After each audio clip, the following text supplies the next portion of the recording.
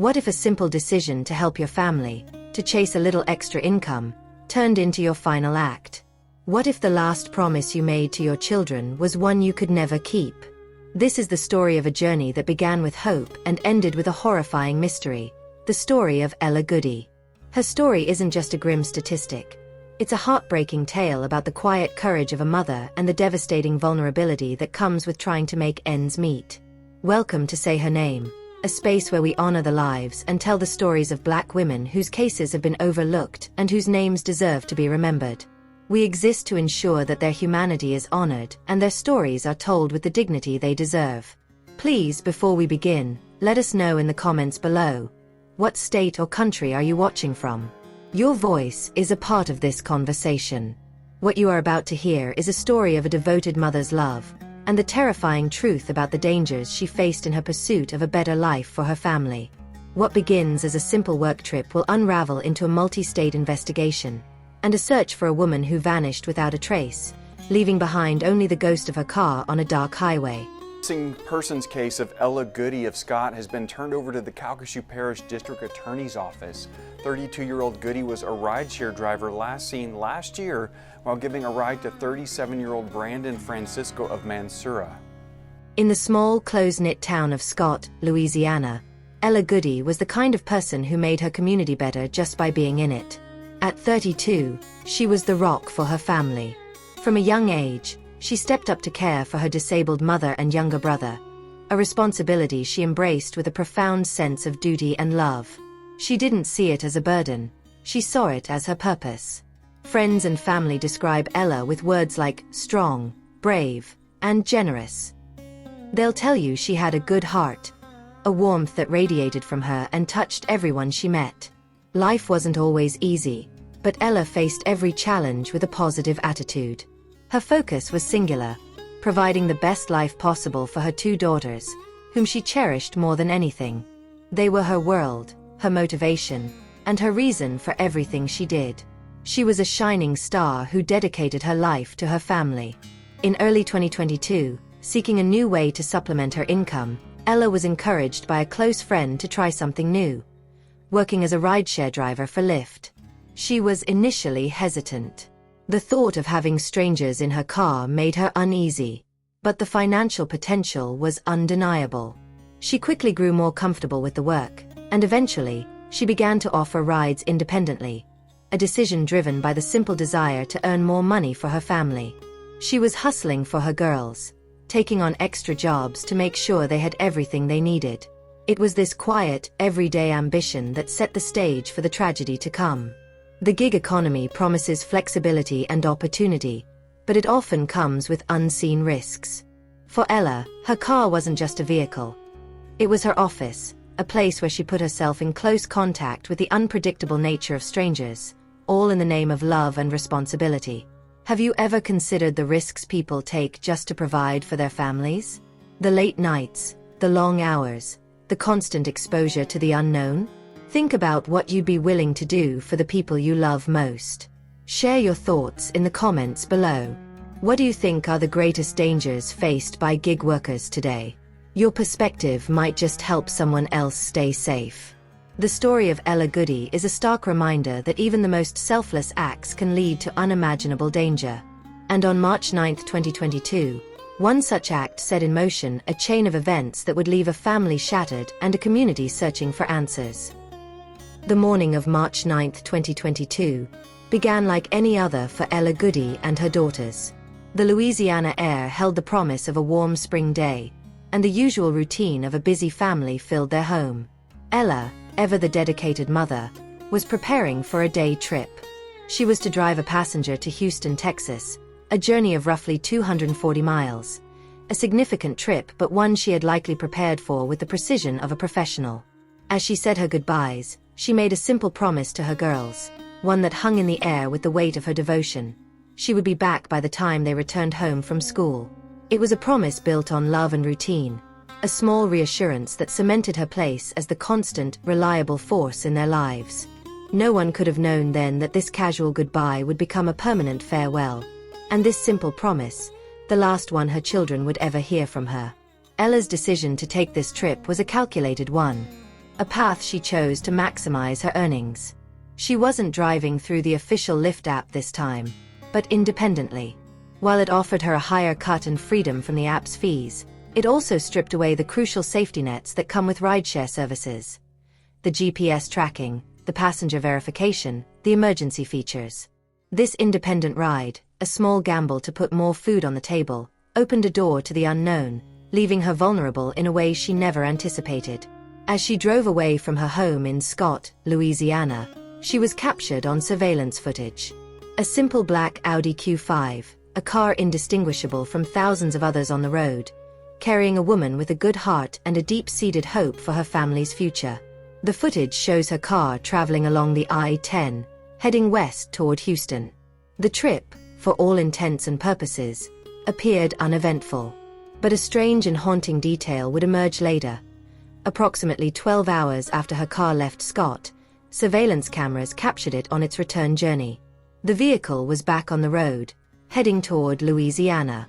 The car was there, a familiar shape in the night, but the woman who drove it, the mother who had promised to be home for her children, was gone. Ella had vanished without a trace, leaving behind only the ghost of her car on a highway in the dark. When the school bus pulled up to the house and her daughters got off, Ella's car was nowhere to be seen. The initial worry quickly escalated into panic. A phone call went unanswered. Another, and then another. The silence was deafening. Her family and friends knew immediately that something was terribly wrong. Ella was not the type of person to ever miss her children's return from school. It was a rule she lived by, a non-negotiable part of their daily lives. Her disappearance wasn't a question of if something was wrong, but how wrong it was. The frantic search began almost immediately. Family members, friends, and the local community mobilized, sharing her photo on social media, plastering flyers with her face on every lamppost, and reaching out to law enforcement. The Scott Police Department and Louisiana State Police were brought in, and an official missing persons investigation was launched. The sense of desperation grew with each passing day. The initial hope that she might have just had a flat tire or a dead phone slowly gave way to the creeping dread that every missing person's family comes to know. The days turned into weeks, and the weeks into months. The leads were few and far between, and the case seemed to grow colder with every sunset. However, Ella Goodie's case was one that refused to fade into obscurity. Her story resonated with people far beyond her small Louisiana town. In October 2022, her case was featured on Dateline's Missing in America series, bringing it national attention. The public, moved by the story of a devoted mother who simply disappeared, became part of the search. Tips poured in, online communities dedicated to finding her emerged, and her face became a symbol of the thousands of missing persons cases that demand our attention. This national spotlight, however, did not immediately lead to answers. For over a year, the mystery of Ella's whereabouts remained a painful, open wound for her family. They grieved not for a death, but for an absence, a cruel limbo of not knowing. The question lingered in the air, haunting everyone who knew her. Where was Ella? The State Police Bureau of Investigations, detectives, and also along with the investigators, last Friday they were able to deliver that actual case or present that case to the Calcasieu Parish District Attorney. Ella Goodie was last spoken to on March 9, 2022, when she mentioned that she was heading to Houston, Texas to drop off a passenger. 12 hours later, her vehicle was captured on traffic cameras returning back to Louisiana. Goodie was last seen in Calcasieu Parish with Brandon Jermaine Francisco, whom she had given a few rides to prior to her disappearance. Brandon Francisco is still listed as a person of interest in the missing or disappearance of Miss Ella Goodie, and right now he is in state custody on an unrelated charge or unrelated case, not related to the investigation of Ella Goodie. Francisco is currently serving 30 years in prison for crimes he was convicted of late last year. Even a year after Goodie's disappearance, Francisco is still considered just a person of interest. From my understanding, would they say that because it was presented to the Calcasieu DA, because it was there, that's where she went missing, within Calcasieu. So that's why that case was investigated, typed up, and presented to the DA. Calcasieu DA spokesperson Bethany Bryant says their office has received the Goodie case file and are reviewing the material. She said once their office is done with the review, it will be taken to the grand jury. The DA's office says they do not have an exact timeline as to when the case will be brought before a grand jury. The search for Ella Goodie was a year-long ordeal of heartbreak and uncertainty. The breakthrough, when it finally came, wasn't a phone call or a sighting, but the discovery of a car, Ella's black Audi Q5. It wasn't found in a ditch near her last known phone ping in Louisiana, or abandoned on a rural Texas road. Instead, it was located in St. Joseph, Missouri, a jarring 650 miles away from her home. The discovery of the car in a different state was a seismic shift in the investigation. What had been a missing persons case, a frantic search for a lost loved one, now became something far more sinister.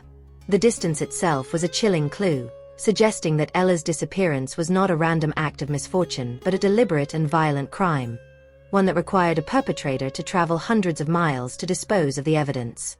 The abandoned Audi wasn't just a car. It was a crime scene, a mobile repository of forensic clues that held the secrets of what happened to Ella. Authorities, now armed with a physical piece of the puzzle, impounded the vehicle and began a meticulous, painstaking forensic analysis, searching for any trace of DNA, fibers, or fingerprints that could lead them to the truth. The vehicle's journey from Louisiana to Missouri was a narrative in itself, a breadcrumb trail that investigators pieced together using a combination of old-school police work and modern technology. They knew the car's last known location was on the return trip from Houston to Louisiana, as captured by surveillance cameras. From there, the car appeared near Dallas, Texas on March 10th. The details were murky, but the trajectory was clear. The car was moving north, away from Ella's home and away from the life she knew. To fill in the gaps, law enforcement used every tool at their disposal. They combed through highway and traffic camera footage, following the ghost of the black Audi across state lines.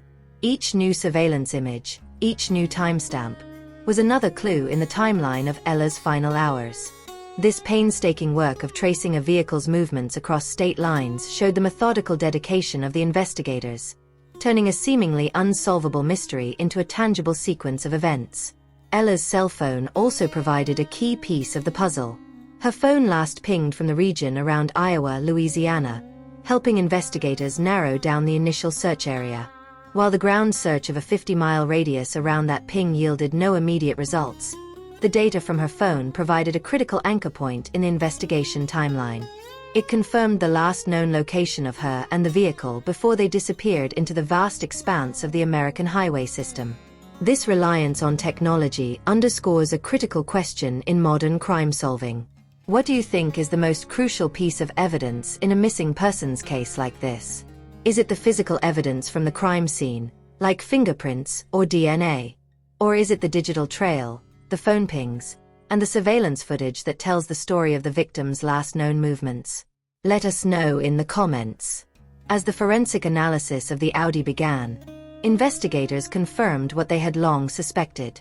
They were able to link the vehicle to a person of interest, a man who had also been found and arrested in St. Joseph, Missouri, around the same time the car was discovered. This was Brandon Jermaine Francisco, a 38-year-old man from Mansoura, Louisiana. The physical discovery of the car, hundreds of miles away, was no coincidence. It was a direct link to the man who was now at the center of the investigation. The journey of Ella's car wasn't a random, aimless trip. It was a route planned and executed by her alleged abductor. The more investigators delved into Brandon Francisco's background, the more a deeply disturbing pattern emerged, revealing a history steeped in violence. His rap sheet wasn't just a collection of minor infractions. It spoke to a dangerous individual with a proven capacity for extreme aggression. Most significantly, Francisco had previously served a decade-long prison term for the attempted murder of his then-wife. The combination of his violent past and the illegal possession of a weapon painted the portrait of a dangerous individual who had no intention of abiding by societal rules.